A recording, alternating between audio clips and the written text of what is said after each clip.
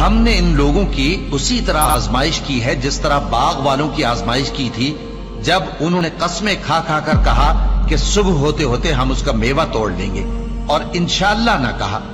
سو وہ ابھی سو ہی رہے تھے کہ تمہارے پروردگار کی طرف سے راتوں رات اس پر ایک آفت پھر گئی تو وہ ایسا ہو گیا جیسے کٹی ہوئی کھیتی. پھر جب صبح ہوئی تو وہ لوگ ایک دوسرے کو پکارنے لگے کہ اگر تم کو کاٹنا ہے تو اپنی کھیتی پر سویرے ہی جا پہنچو. سو وہ چل پڑے اور آپس میں چپ کے کہتے جاتے تھے کہ آج وہاں تمہارے پاس کوئی فقیر نہ آنے پائے، اور کوشش کے ساتھ سویرے ہی جا پہنچے گویا پیداوار پر قادر ہیں. پھر جب انہوں نے باغ کو دیکھا تو ویران، کہنے لگے کہ ہم رستہ بھول گئے ہیں. نہیں بلکہ ہم بے نصیب ہو گئے. ایک جو ان میں سمجھدار تھا بولا، کیا میں نے تم سے نہیں کہا تھا کہ تم تسبیح کیوں نہیں کرتے؟ دوسرے کہنے لگے کہ ہمارا پروردگار پاک ہے، بے شک ہم ہی قصوروار تھے.